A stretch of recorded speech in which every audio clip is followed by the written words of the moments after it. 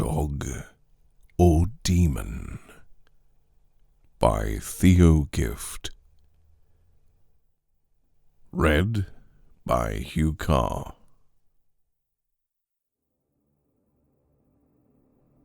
The following pages came into my hands shortly after the writer's death. He was a brother officer of my own, had served under me with distinction in the last Afghan campaign, and was a young man of great spirit and promise. He left the army on the occasion of his marriage with a very beautiful girl, the daughter of a Leicestershire baronet, and I partially lost sight of him for some time afterwards. I can, however, vouch for the accuracy of the principal facts herein narrated, and of the story generally, the sad fate of the family having made a profound impression, not only in the district in Ireland where the tragedy occurred, but throughout the country. Signed, William J. Porlock, Lieutenant Colonel, th Regiment. The Curragh, County Kildare. At last, she is dead. It came to an end today. All that long agony, those heart-rending cries and moans, the terrified shuddering of that poor wasted body, the fixed and maddened glare, more awful for its very unconsciousness. Only this very day they faded out and died one by one, as death crept at last up the tortured and emaciated limbs, and I stood over my wife's body and tried to thank God for both our sakes that it was all over.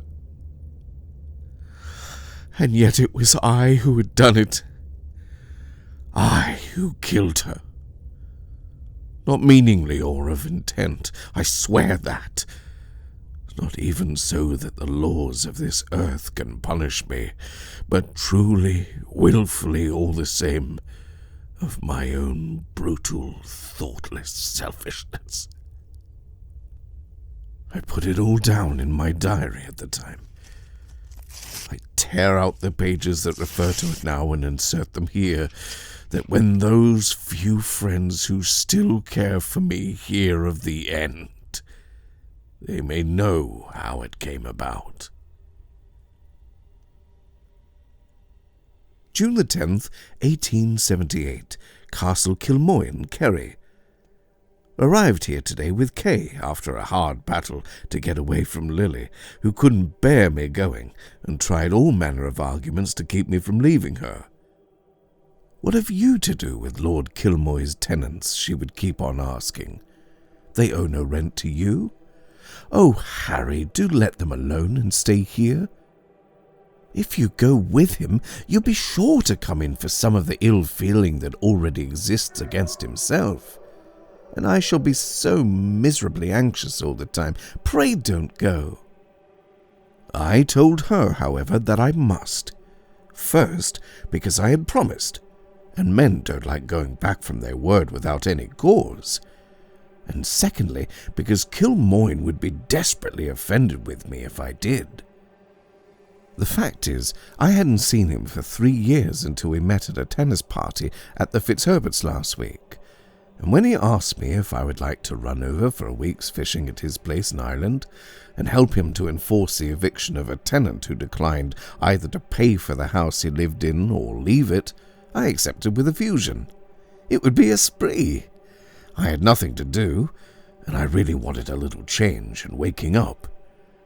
As for Lily, her condition naturally makes me rather nervous and fanciful at present, and to have me dancing attendance on her does her more harm than good.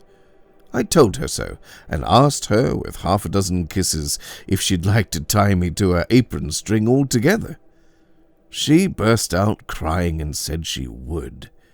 There is no use in reasoning with the dear little girl at present. She is better with her sisters. June 12th.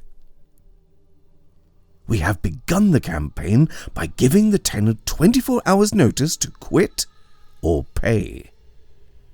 Kilmoyle and I rode down with the bailiff to the cottage, a well-built stone one in the loveliest glen ever dreamt of out of fairyland, to see it ourselves. The door was shut and barred, and as no answer save a fierce barking from within responded to our knocks, we were beginning to think that the tenant had saved us the trouble of evicting him by decamping of his own accord, when, on crossing round the side of the house, where there was a small unglazed window, we came in full view of him, seated as coolly as possible beside a bare hearthstone, with a pipe in his mouth and a big brown dog between his knees. His hair, which was snow white, hung over his shoulders, and his face was browned to the colour of mahogany by exposure to sun and wind.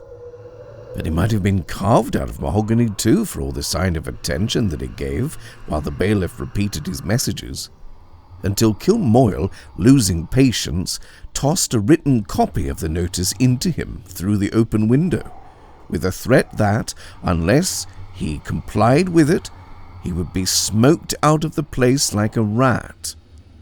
After which we rode off, followed by a perfect pandemonium of barks and howls from the dog, a lean and hideous mongrel, who seemed to be only held by force from flying at our throats.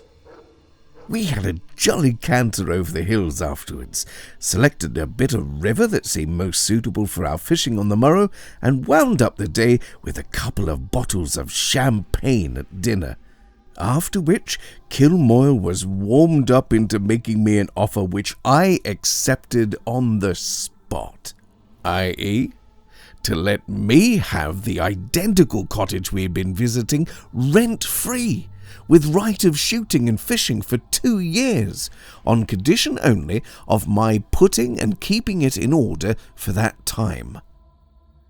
Wonder what Lily will say to the idea. She hates Ireland almost as much as Kilmoyle's tenants are supposed to hate him.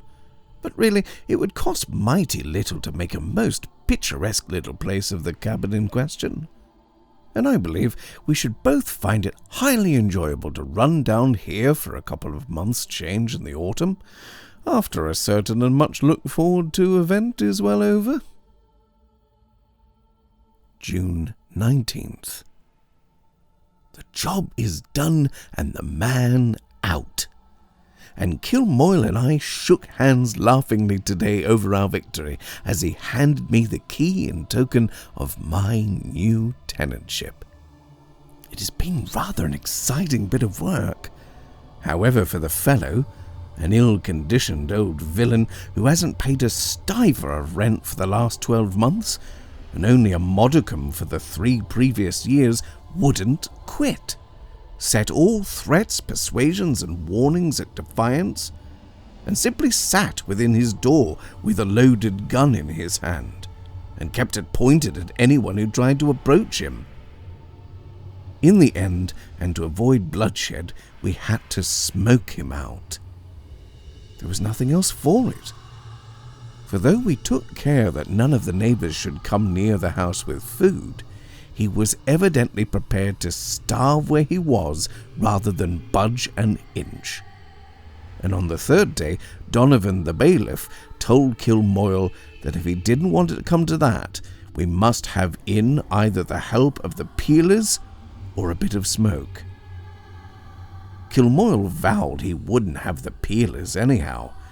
He had said he'd put the man out himself and he'd do it. And the end of it was, we had the windows shuttered up from outside, a sod put in the chimney, and then the door taken off its hinges while the tenant's attention was momentarily distracted by the former operations. Next, a good big fire of damp weeds, which had been piled up outside, was set alight, and after that there was nothing to do but wait. It didn't take long. The wind was blowing strongly in the direction of the house, and the dense volume of thick, acrid smoke would have driven me out in about 5 minutes. As for the tenant, he was probably more hardened on the subject of atmosphere generally, for he managed to stand it for nearly half an hour, and until Kilmoyle and I were almost afraid to keep it up lest he should let himself be smothered out of sheer obstinacy. Just as I was debating, however, whether I wouldn't brave his gun and make a rush at him at all costs, nature or vindictiveness got the better of his perversity. A dark figure staggered through the stifling vapor to the door, fired wildly in the direction of Kilmoyle, without hitting him, thank God, and then dropped, a miserable object purple with suffocation and black with smoke, upon the threshold, whence some of the keepers dragged him out into the fresh air and poured a glass of whiskey down his throat, just too late to prevent his fainting away. 5 minutes later, the fire was out, the windows opened, and 2 stalwart Scotch keepers put in charge of the dwelling, while Kilmoyle and I went home to dinner, and the wretched old man, who had given us so much trouble for nothing, was conveyed in a handcart to the village by some of his neighbours, who had been looking on from a distance and beguiling the time by hooting and groaning at us. "Who wants the police in these cases?" said Kilmoyle triumphantly. "To my mind, Glennie, it's mere cowardice to send for those poor fellows to enforce orders we ought to be able to carry out for ourselves, and so get into odium with the whole neighbourhood. We managed this capitally by ourselves." And upon my word, I couldn't help agreeing heartily with him. Indeed, the whole affair had gone off with only one trifling accident, and that was no one's fault but the tenant's. It seems that for the last 2 days his abominable dog had been tied up in a miserable little pigsty a few yards from the house, Donovan having threatened him that if the brute flew at or bit anyone, it would be shot instantly. Nobody was aware of this, however, and unfortunately, when the bonfire was at its height, a blazing twig fell on the roof of this little shelter and set it alight, the clouds of smoke which were blowing that way hiding what had happened until the wretched animal inside was past rescue, while even its howls attracted no attention from the simple fact that not only it, but a score of other curs belonging to the neighbours round had been making as much noise as they could from the commencement of the affair. Now, of course, we hear that the evicted tenant goes about swearing that we deliberately and out of malice burnt his only friend alive, and calling down curses on our heads in consequence. I don't think we are much affected by them, however. Why didn't he untie the poor brute himself? June 22nd. A letter from Lady Fitzherbert, Lily's elder sister, telling me she thinks I had better come back at once. Elle not at all well, nervous about me, and made more instead of less so by my account of our successful raid. What a fool I was to write it. I thought she'd be amused. But the only thing now is to get back as quickly as possible, and I started this morning, Kilmoyle driving me to the station. We were bowling along pretty fast, when as we turned a bend in the road, the horse swerved suddenly to one side, and the off-wheel of the trap went over something with that sickening sort of jolt, the meaning of which some of us know by experience, and which made Kilmoyle exclaim, "Good heavens, we've run over something!" Fortunately, nothing to hurt. Nothing but the carcass of a dead dog, whose charred and blackened condition would have sufficiently identified it with the victim of Tuesday's bonfire, even if we had not now perceived its late owner seated among the heather near the roadside, and occupied in pouring forth a string of wailing sounds, which might have been either prayers or curses for aught we could tell, the while he waved his shaggy head and brown claw-like hands to and fro in unison. I yelled at him to know why he had left his brute of a dog there to upset travellers, but he paid no attention and did not seem to hear, and as we were in a hurry to catch the train, we could not afford to waste words on him, but drove on. June 26th, Holly Lodge, West Kensington.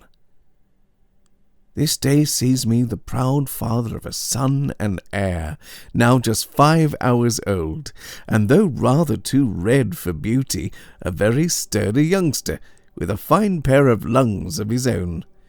Lily says she is too happy to live, and as the dread of losing her has been the one thought of the last 24 hours, it is a comfort to know from the doctor that this means she has got through it capitally, and is doing as well as can be expected. Thank God for all his mercies. July 17th. Lily has had a nasty fright this evening, for which I hope she won't be any worse.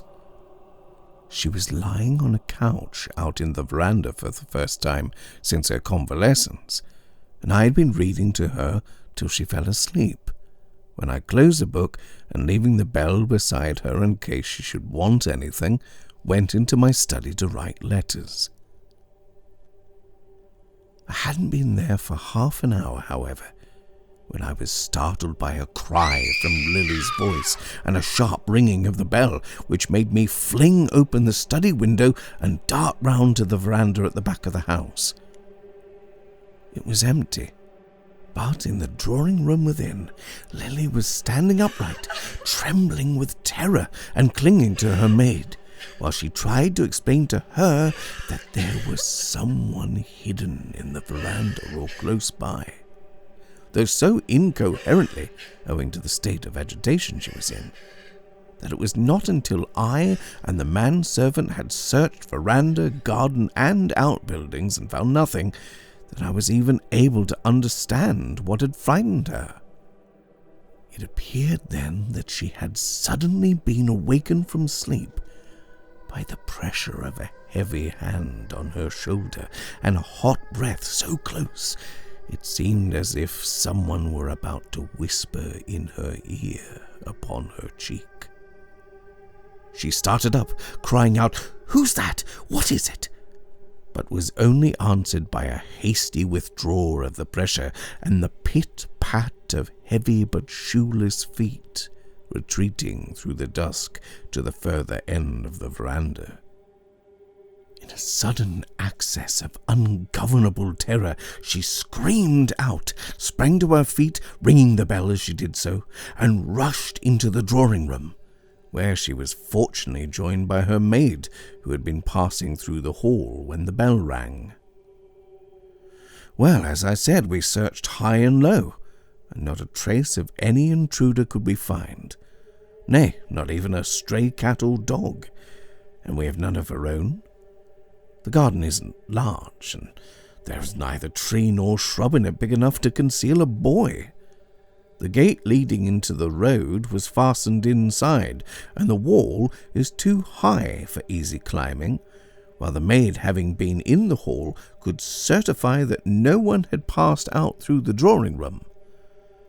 Finally, I came to the conclusion that the whole affair was the outcome of one of those very vivid dreams which sometimes come to us in the semi-conscious moment between sleep and waking. And though Lily, of course, wouldn't hear of such an idea for a long while, I think even she began to give in to it after the doctor had been sent for, and had pronounced it the only rational one, and given her a composing draught before sending her off to bed. At present she is sleeping soundly, but it has been a disturbing evening, and I'm glad it's over.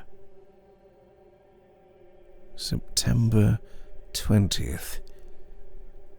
I've seen Dr. C today, and he agrees with me that there is nothing for it but change and bracing air.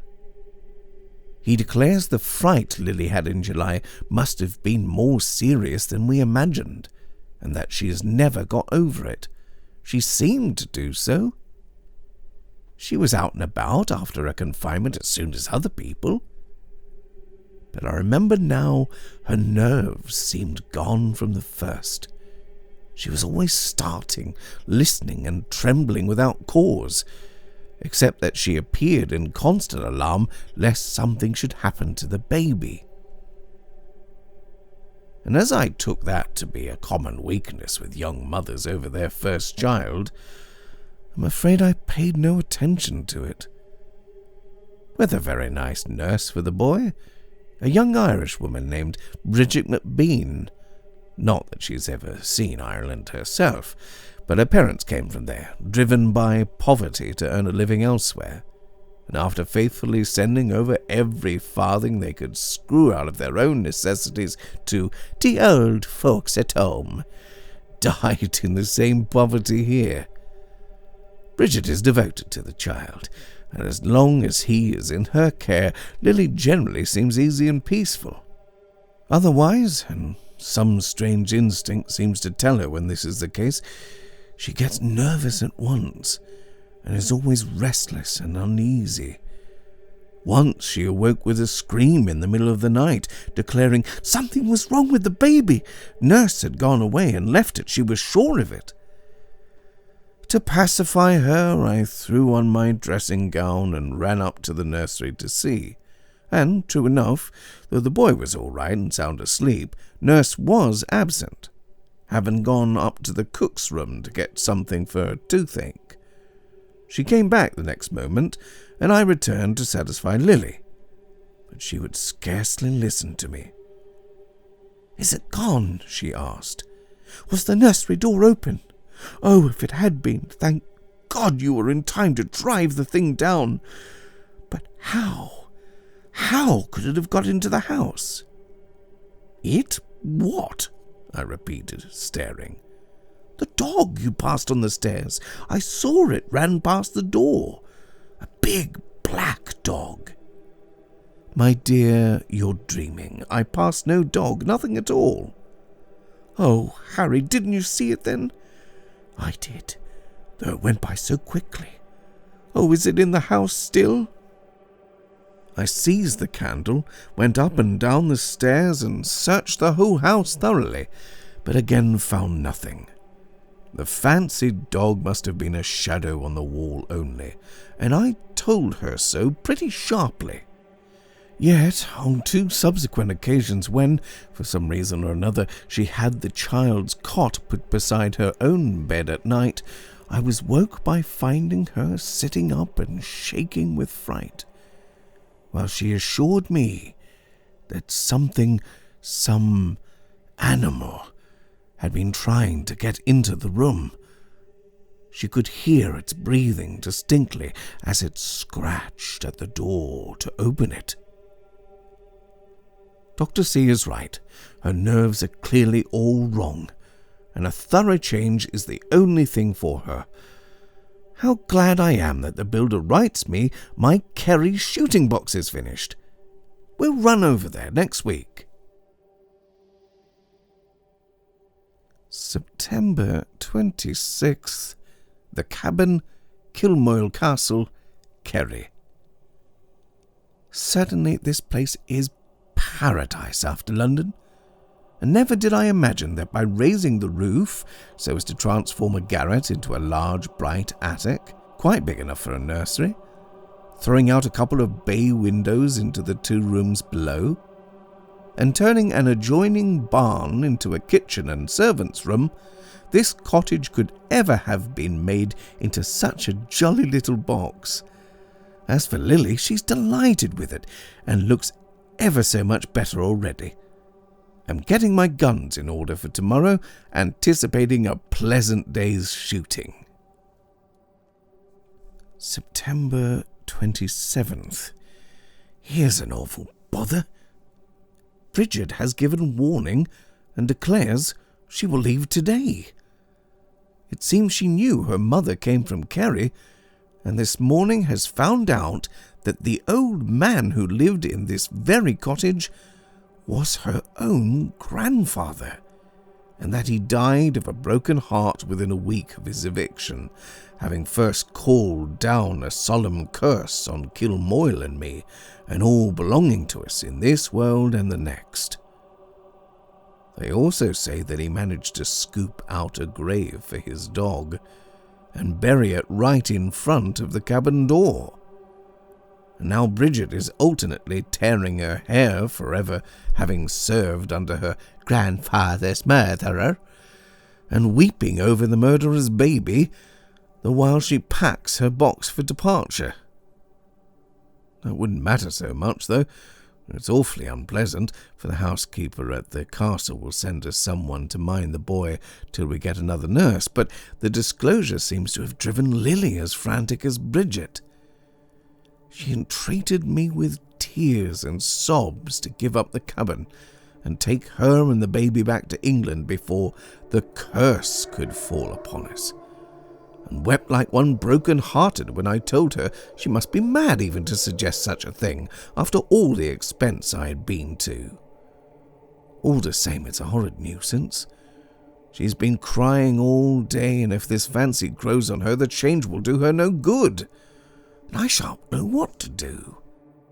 I'm sorry I was cross to her, poor child, but I was rather out of sorts myself, having been kept awake all night by the ceaseless mournful howling of some unseen cur. Besides, I'm bothered about Kilmoyle. He arranged long ago to be here this week, but the bailiff says he has been ill and is travelling, and speaks in a mysterious way as if the illness were DT. I hope not.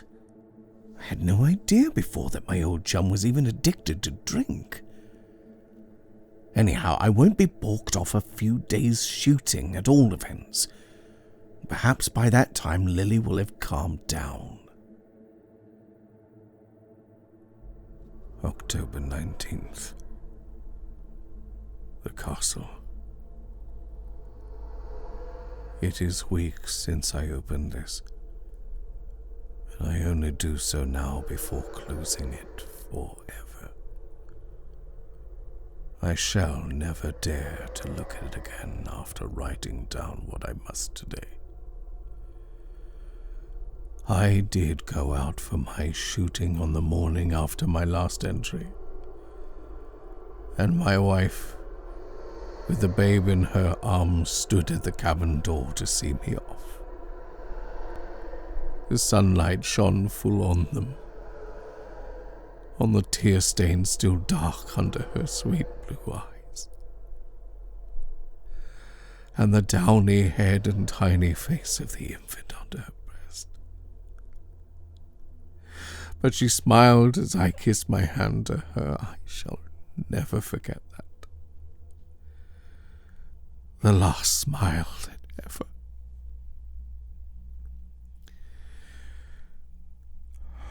The woman we had brought with us as servant told me the rest. She said her mistress went on playing with the child in the sunshine till it fell asleep, and then laid it in its cot inside and sat beside it rocking it. By and by, however, the maid went in and asked her to come and look at something that was wrong with the new kitchen arrangements, and Lily came out with her. They were in the kitchen about 10 minutes when they heard a wail from the cabin, and both ran out. Lily was first and cried out, "Oh, heaven, look, what's that? That great dog, all black and burnt-looking, coming out of the house. Oh, my baby! My baby!" The maid saw no dog, and stopped for an instant to look round for it, letting her mistress run on. Then she heard one wild shriek from within, such a shriek as she had never heard in all her life before, and followed. She found Lily lying senseless on the floor, and in the cradle the child, stone dead. Its throat had been torn open by some savage animal, and on the bedclothes and the fresh white matting covering the floor were the blood-stained imprints dog's feet. That was 3 weeks ago. It was evening when I came back. Came back to hear my wife's delirious shrieks piercing the autumn twilight. Those shrieks which, from the moment of her being roused from the merciful insensibility which held her for the first hours of her loss, she has never ceased to utter. We have moved her to the castle since then, but I can hear them now. She has never regained consciousness once. The doctors fear she never will.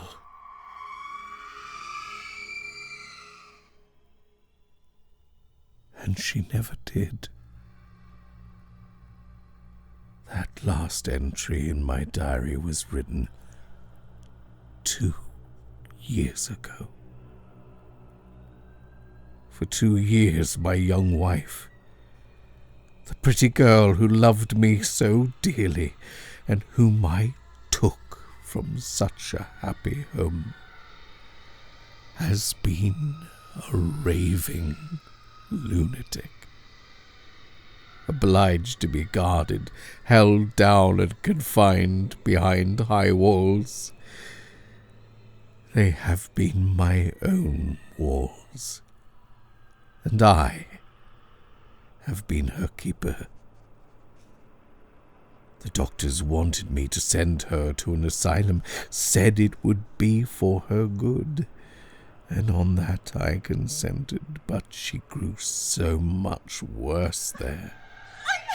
Her frantic struggles and shrieks for me to come to her, to save her from the dog, to keep it off, were so incessant and heart-rending that they sent for me, and I have never left her again.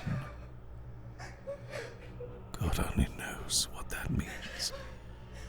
But the horror and agony of those 2 years, those ceaseless, piteous cries for her child, our child, those agonized entreaties to me, not to go with Kilmoyle, to take her away, those...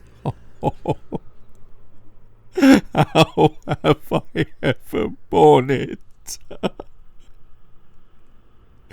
Today, it is over. She is dead, and I scarce dare leave her even yet. Never once in all this time have I been tempted to share the horrible delusion which, beginning in a weak state of health and confirmed by the awful coincidence of our baby's death, upset my darling's brain. And yet now that it is over, I feel as if the madness which slew her were coming on me also. As she lay dying last night, and I watched by her alone, I seemed to hear a sound of snuffling and scratching at the door outside, as though some animal were there. Once indeed, I strode to it and threw it open, but there was nothing but a dark, fleeting shadow seen for one moment, and the sound of soft, unshod feet going pit-pat, pit-pat upon the stairs as they retreated downwards. It was but fancy, my own heartbeat, as I knew, and yet if the woman who turned me out an hour ago should have left her alone, if that sound, now... Here the writing came to an abrupt end, the pen lying in a blot across it. At the inquest held subsequently, the footman deposed that he heard his master fling open the study door and rush violently upstairs to the death chamber above. A loud exclamation and the report of a pistol shot followed almost immediately, and on running to the rescue he found Captain Glennie standing inside the door, his face livid with horror, and the revolver in his outstretched hand still pointed at a corner of the room on the other side of the bier, the white covering on which had in one place been dragged off and torn. Before the man could speak, however, his master turned round to him and exclaiming, "Williams, I have seen it! It was there, on her! Better this than the madhouse! There is no other escape!" Put the revolver to his head and fired. He was dead ere even the servant could catch him.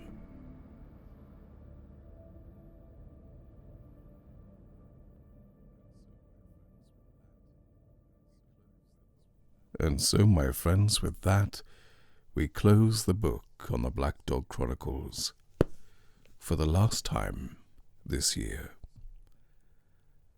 Thank you, everyone, for all of the support that you've given over the last 20 stories or so.